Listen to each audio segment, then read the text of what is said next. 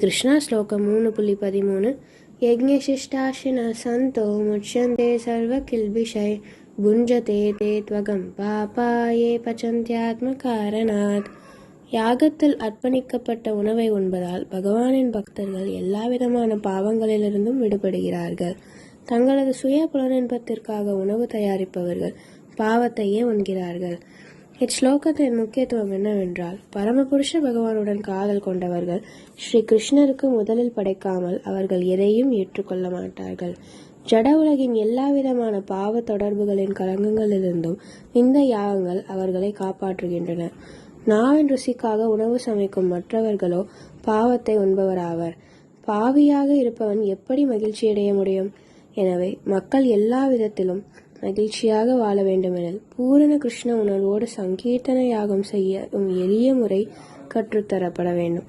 இல்லையேல் உலகில் அமைதியோ இன்பமோ இருக்க முடியாது. ஹரே கிருஷ்ணா.